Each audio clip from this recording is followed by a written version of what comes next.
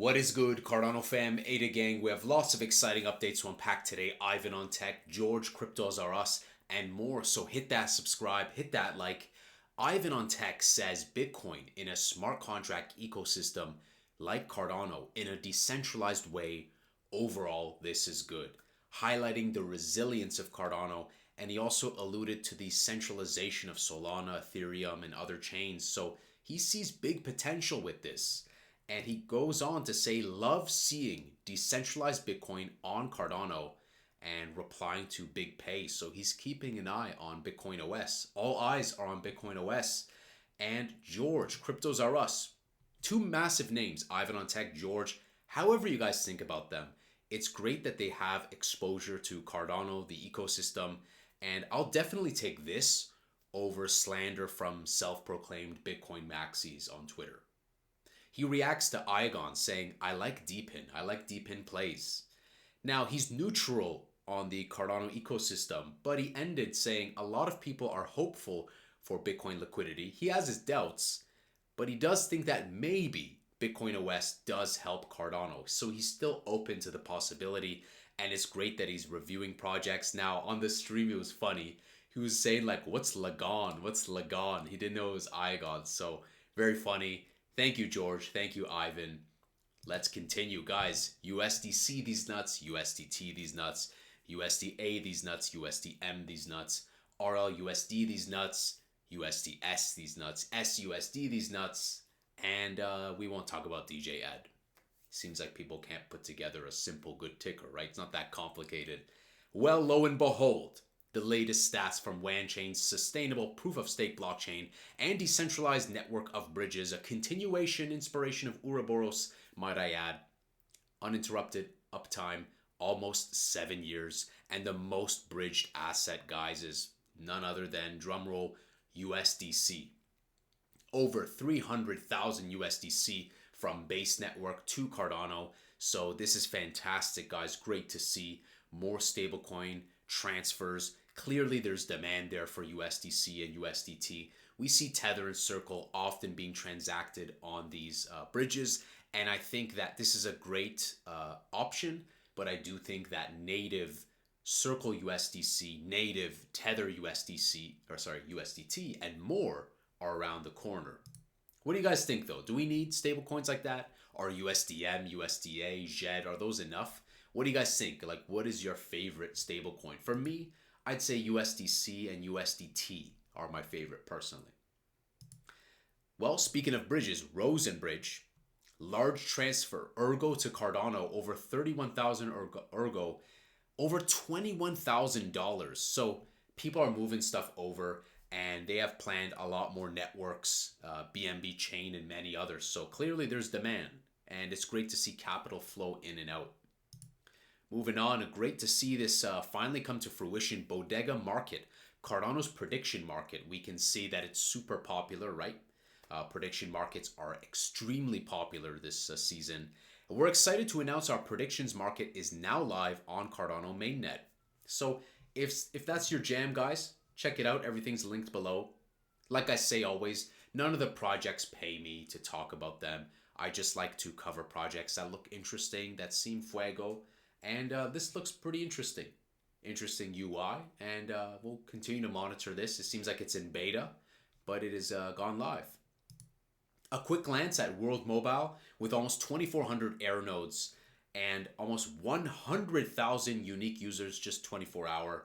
And we're slowly approaching the 4 figures for network uptime. Almost 1,000 days of uptime. So superb. We saw them also launch eSIMs, so I think World Mobile will continue to be a great play, not only for Cardano, but just multi-chain in general. Now, let's move on to the more dramatic stuff. We saw yesterday how trolls were slamming Charles, and, the hatred online is always there. Guys, just do your best to filter the noise, right? Filter the signal from the noise. And I think some people have been botting this also because the no was like an 80-90%. Is Charles Hoskinson a cancer for Cardano? I don't know who's voting yes. It's really bizarre. The mass sentiment socially is in defense of Charles. So this doesn't even reflect accurately the social sentiment that we see from comments. So what's going on? Well, Charles, if you see, he changed his PFP, gone fishing, his banner, changed it to kind of a bird being released from a cage there. And so he made an update today, and he hasn't posted since. I don't think he has posted since. No. Has he made any replies? Probably not. Yeah, so he has not. Well, nonetheless, he's taken a break. He's taken a hiatus. And so he said, well, it's my birthday on Tuesday, and I'll be off-grid all next week. I hope the poll demonstrated what X has become and who is on X. It's not healthy to be subjected to regular abuse and extraordinarily hurtful statements on a daily basis. For those saying just ignore them, it's not possible when they are pervasive in every medium. They have an impact regardless of one's intent. Social media has hyper-connected us, but also stripped us of our empathy and humanity. We somehow think it's okay or acceptable to call people cancer, criminal, evil, or attack every physical and intellectual dimension of them. We also think it's okay for others to do so and tell the people targeted to ignore it. The worst part is that the victims are told they can't fight back or react. It's an endless cycle. It's going to be a lot of fun disconnecting and meditating. On the other side, I'm going to have a different approach to social media and how I communicate to the Cardano ecosystem. I suspect I'll use X a lot less, and I will emphasize more productive and curated mediums. I will miss the daily interactions and spontaneity of things, but it's honestly become too toxic and all too often weaponized. The movement deserves better. See you all later. Thanks for all the fish. So again, people are in support of Charles to take a break, step back. I really like Charles. I think he's done fantastic work. And most of the people pointing the finger need to point the finger right back at themselves and look in the mirror. It's really as simple as that. And I really like, what do you guys think about this? Hopefully Charles is doing okay. And Charles, if you happen to be watching this video, we love you, Charles. We hope you're doing great. And, stay strong, brother. Stay steadfast, be enduring, be persistent, be positive. At the end of the day, you're always going to have people, no matter how good of a job you deliver, their eyes will never be satisfied. It's like the Japanese game dev said, if you appeal to everyone, you appeal to no one. So you'll always have people that'll hate you. And like 50 Cent said in his popular song, Hustler's Ambition, I need you to hate me so I can use you for your energy. You're always going to have haters. So it is unfortunate because I agree, there's no accountability. And this is unfortunately an unfortunate reality with the internet. There isn't a FOFO type beat to hold people accountable with reputation. In the real world, it'd be very different, right? And I think we are headed in that direction. I mean, we did see this old clip, and I brought it up again before we look at price, because lest we forget, Animoca Co-Founder, he supports digital IDs. He says we have cyberbullying because there's no consequences. There's no reputation attached. People care about privacy, and an entirely anonymous society can't work. High trust countries have the highest GDPs. We can do decentralized reputation. So he wants decentralized. Let me make that clear, not centralized, right? But reputation is key. We always invest in our reputation. You go to work, they look at your resume, your references. You want to get an apartment, you want to get this, they look at references. What do people say about you, your network? You're always investing in your reputation one way or another. And so I think that digital IDs in a decentralized way will help to improve etiquette. I still support, right, the freedom of expression and all that jazz, but we need to do better as humanity. We need to do better, and we need to hold ourselves to an accord of an account of excellence and integrity and goodness and kindness and meekness. And some people are just ruthless. And so, it does definitely feels heartfelt with Charles. It reminds me of the days when I'd be DJing and, producing music, and you just have people who just sometimes say vile things, and that's just the reality of it.